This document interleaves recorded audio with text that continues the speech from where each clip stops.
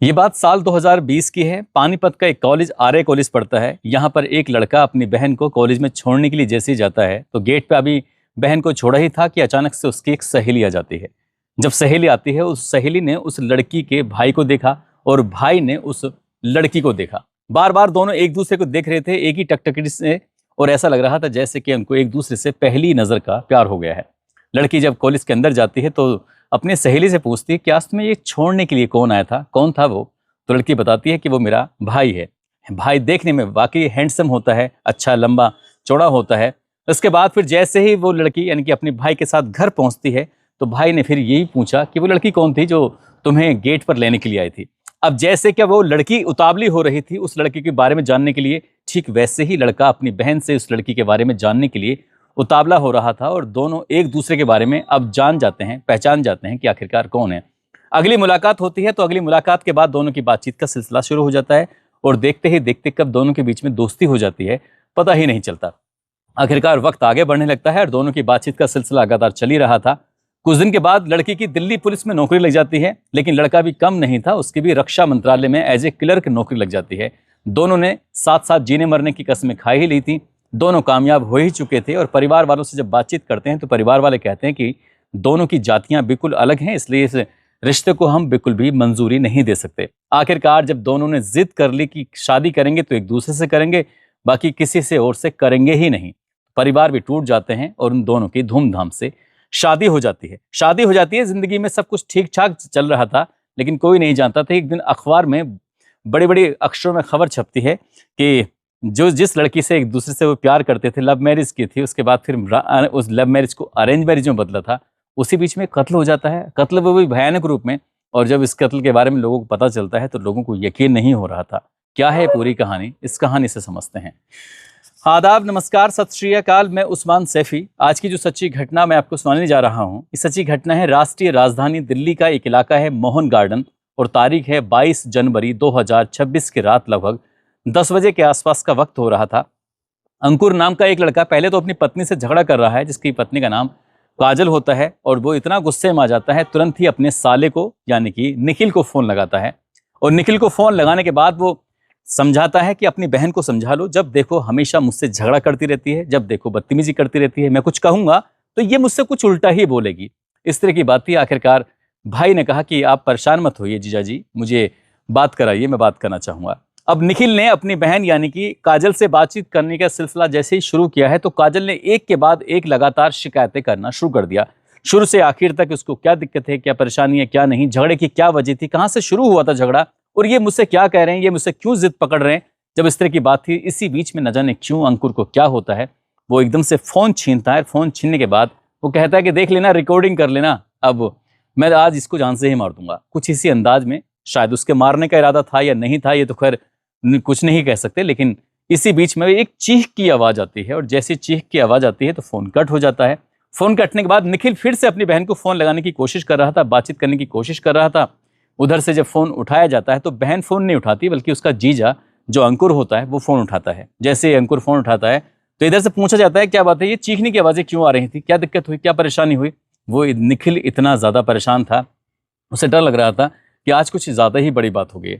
उधर से जो अंकुर था वो कहता है कि तुम्हारी बहन को ज्यादा चोट लग गई है, इसलिए मैं इन्हें फला हॉस्पिटल लेके पहुंच रहा हूं, तुम भी जल्दी से पहुंच जाओ। बस इतना था, लेकिन वो था सीधा हरियाणा के सोनीपत में। अब सोनीपत से वहां पहुंचना, इतना टाइम तो खैर लगेगा ही। आखिरकार जब वो पहुंचता है तो लेकिन निखिल अकेला नहीं जाता, बल्कि पुलिस को अपने साथ लेके जाता है।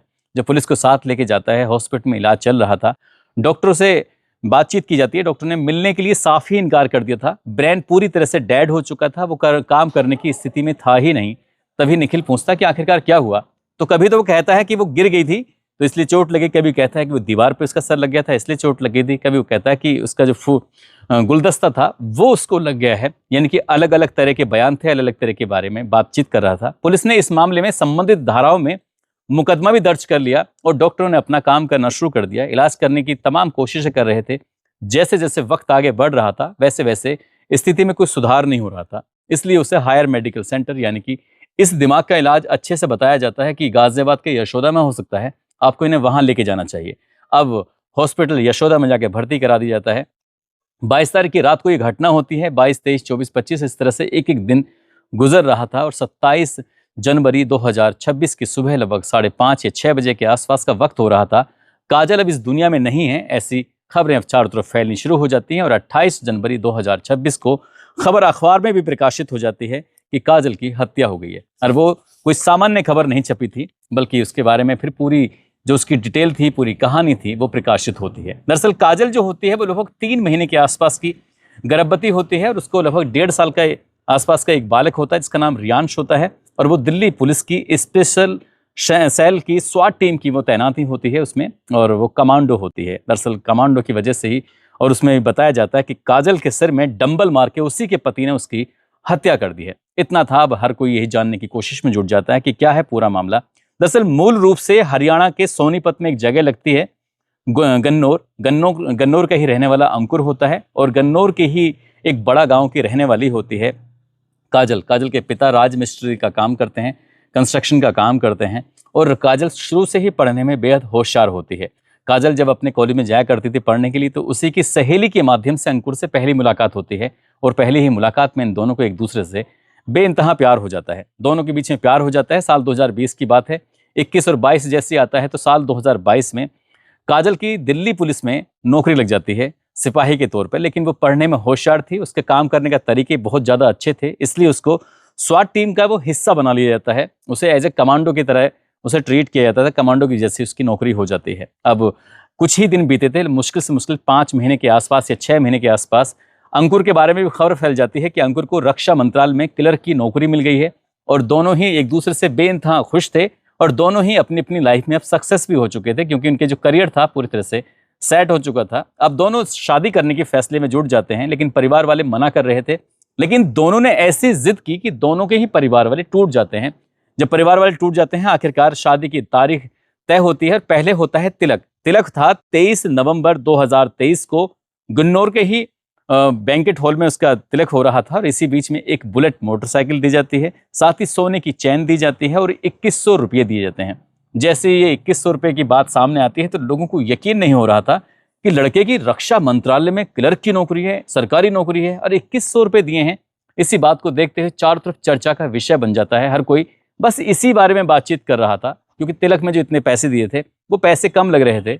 तभी कहीं से कानाफूसी शुरू हो जाती है कि कम से कम 1 लाख या 1.25 लाख रुपए होता तो ज्यादा बेहतर होता। यहीं से इस बेहतरीन रिश्ते की जो नींव थी, इसमें कहीं ना कहीं खोखलापन शुरू हो जाता है। कुछ वक्त आगे बढ़ने लगता है, शादी हो जाती है। शादी के बाद जब लड़के के जो पिता होते हैं वो भी कहने लगते हैं कि यार कम से कम कार तो होनी चाहिए थी भाई, 4 पहियों की गाड़ी होती तो कितना अच्छा होता कि लड़का अपनी नौकरी पर इससे जाएगा तो आएगा इस तरह से। लेकिन लड़की ने ये बात कभी भी किसी को, ज़्यादातर लोगों को नहीं बताई अपने परिवार खानदान में और ससुराल में कि उसने लोन लेकर अपनी शादी की है। यानी कि लोन लिए थे 10 लाख रुपए का, घर वालों को बताया था 5 लाख रुपए और 5 लाख रुपए उसने अपने पति को दे दिए थे। जब कुछ दिन के बाद ऐसे ही जिद पकड़ ली जाती है, बार बार रोज रोज रोका टोकी होती थी, अंकुर के परिवार वाले कुछ ना कुछ कहते थे, तब ये कहीं ना कहीं इस लड़की को, काजल को अच्छा नहीं लगता था। और जब कार को लेकर रोका टोकी होनी शुरू हो जाती है तब जाकर एक कार भी ले ली जाती है, लेकिन कार भी कर्जे पे ली जाती है, बैंक से लोन लिया जाता है और पहले ही अपनी शादी का लोन की किस्त भर रही थी, दूसरी तरफ वो उसने कार ली थी उसका भी लोन भर रही थी।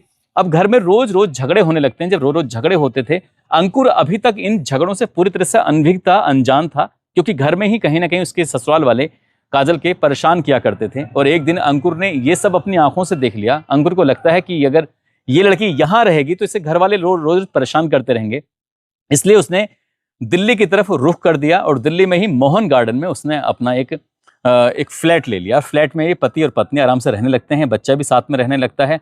इसी बीच में क्योंकि अंकुर को पैसे की कमाने की जिद ज्यादा थी, इसलिए अपने दोस्त के साथ मिलकर रुड़की में उसने एक ऐसा सेंटर खोला जहां पर सरकारी परीक्षाओं की तैयारी भी होती हो और सरकारी परीक्षाओं का एक तरह से लालच भी दिया जा सके कि भाई देखो, तुम हमारे यहाँ से तैयारी करोगे तो हम तुम्हारी बहुत सारी हेल्प कर सकते हैं, बहुत सारी मदद कर सकते हैं। और ऐसे करते करते ऐसा रिपोर्ट में आता है, ऐसा मीडिया रिपोर्ट बताती है कि अंकुर ने करोड़ों रुपए कमा लिए और करोड़ों रुपए कमाने के साथ साथ उसने कई प्लॉट भी खरीद लिए। और एक बार मेरठ में कोई नकल के मामले में अंकुर का नाम भी सामने आता है, लेकिन अंकुर बच जाता है क्योंकि उसकी जो पत्नी है काजल, वो पुलिस में है, दिल्ली पुलिस में। जब ये बात काजल को पता चलती है तो काजल मजाक में कहती है कि जिस दिन तुम पुलिस के हत्थे चढ़ोगे ना तो अगले यार पिछले पूरा सबका हिसाब किताब दे दोगे, देख लेना। इसी तरह से वो हंसी मजाक में बात करती थी और ये हंसी मजाक कब एक दूसरे के अंदर खटास से पैदा करने लगती है, इस बात का पता ही नहीं चलता है। वक्त जैसे जैसे आगे बढ़ रहा था, लेकिन घर की जो समस्याएं थी, वो लड़की पहले से ही अपने शादी के लोन से जूझ रही थी, वो लड़की पहले से ही अपनी कार के लोन से जूझ रही थी। इधर जो उसका पति होता है, उसने लगभग करीब करीब 15 लाख रुपए के ज्वेलरी अपने छोटे भाई के लिए खरीदवा दी। उसकी शादी की तैयारियां वगैरह चल रही थी। ये बात जब काजल को पता चलती है तो दोनों के बीच में शायद इसी बात से मनमुटाव शुरू हो जाता है। और मनमुटाव जब ज्यादा शुरू होता है तो वो तारीख आ जाती है 22 जनवरी 2026 की रात लगभग 10 बजे के आसपास। और ऐसे ही करते करते कब ना जाने उसने अपनी पत्नी को इतनी जोर से सर में एक के बाद एक कई डंबल मारे, जिस डंबल से लोग बॉडी बनाते हैं, जो जिम में इस्तेमाल किया जाता है, और उसी डंबल के लगने से उसका ब्रेन डेड हो जाता है।